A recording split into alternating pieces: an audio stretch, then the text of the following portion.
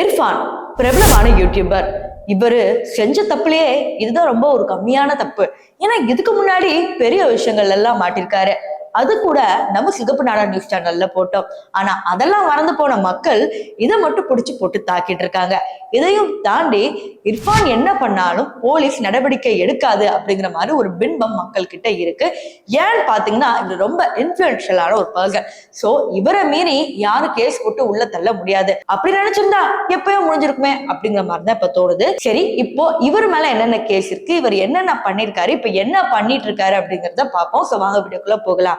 Irfan actually ஒரு பாட்டிய வண்டி ஏத்தி கொலை பண்ணிட்டான் அப்படிங்கிற மாதிரி ஒரு நியூஸ் வந்துச்சு.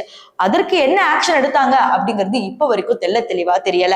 இது ஒரு பக்கம் இருக்கும் போது போன வாட்டி தன்னோட குழந்தையோட அந்த தொப்புள் கொடிய கட் பண்றேன் அப்படின்னு சொல்லி பண்ணாரு.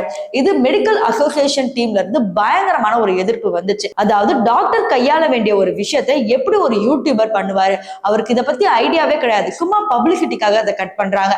அதையும் தாண்டி அதை வீடியோவாவே ரெப்ரசென்ட் பண்ணது எவ்வளவு பெரிய தப்பு. ஆனா இதுக்கு ஏதாவது ஆக்ஷன் எடுத்தாங்க அப்படின்னு கேட்டீங்கன்னா இதுக்கும் எதுவும் ஆக்ஷன் எடுக்கவில்லை. மா சுப்பிரமணியம் அவர்கள் பிரஸ் மீட்ல என்ன சொன்னாருன்னா இதுக்கு கண்டிப்பா ஆக்ஷன் எடுக்கப்படும், இவர் மேல ஒரு கேஸ் போடப்படும், இவர் மேல அப்படின்னு நிறைய சொன்னாங்க. ஆனா அதுக்கப்புறம் இர்ஃபான் வழக்கம் போல சாரி நான் தெரியாம பண்ணிட்டேன், இதுக்கப்புறம் இந்த மாதிரிலாம் நடக்காது அப்படி இப்படின்னு சொல்லி சமாளிச்சிட்டாரு. அதுக்கப்புறம் அது எங்க போச்சுன்னு யாருக்கும் தெரியாது, மக்களும் அதுக்கப்புறம் மறந்து போயாச்சு. இப்போ இர்ஃபான் மறுபடியும் என்ன பண்ணிருக்காங்கன்னா மக்களுக்கு உதவி செய்யறா அப்படின்னு சொல்லி அடி வாங்கிட்டு இருக்காரு. அதாவது நார்மலாவே நமக்கு தெரியும், நம்ம ஒரு இடத்துல போய் நிற்கும் போது உதவி செய்ய போறோம்னா நம்மளை சுத்தி 20-30 பேர் சூழ்ந்துப்பாங்க. சோ அந்த சிச்சுவேஷனை ஹேண்டில் பண்ணணும்னா ஆர்கனைஸ் பண்ணி ஹேண்டில் பண்ணாதான் கரெக்டா இருக்கும். இப்படி இருக்கிற பட்சத்துல இதெல்லாம் ஒரு பக்கம் தாண்டி மரியாதையே இல்லாம பேசுனதுதான் ஒரு பெரிய சர்ச்சையாவே ஆச்சு. எல்லாரையும் மரியாதையே இல்லாம ஏமா போமா அசிங்கமா பண்ற அப்படிங்கிற மாதிரி பேசின வார்த்தைகள் தான் சமூக வலைத்தளங்கள்ல இப்போ பயங்கரமா பரவிட்டு இருக்கு. இப்போ இதுக்காக தான் போட்டு அடிச்சுட்டு இருக்காங்க. சோ இர்ஃபான இப்ப அடிப்பாங்களே தவிர அடுத்த 3 நாள்ல மறந்து போயிடுவாங்க. இவர் எத்தனை வீடியோ போட்டாலும் அத்தனை வீடியோவும் 1 மில்லியன் மேல போகும். இப்படி இருக்கிறவங்களுக்கு சப்போர்ட் பண்ணா எப்படி இருந்தாலும் காசு சம்பாதிக்கதான் போறாங்க.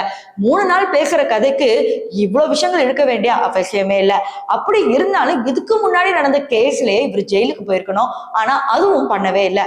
சோ என்னதான் நம்ம இர்ஃபானை 10 தடவை மாத்தி சொன்னாலும் நம்மளோட எனர்ஜி தான் வேஸ்ட் ஆகுமே தவிர இதுக்கு உண்டான ஆக்ஷன் யாருமே எடுக்க போறது இல்லை அப்படிங்கறத ஒரு உண்மை.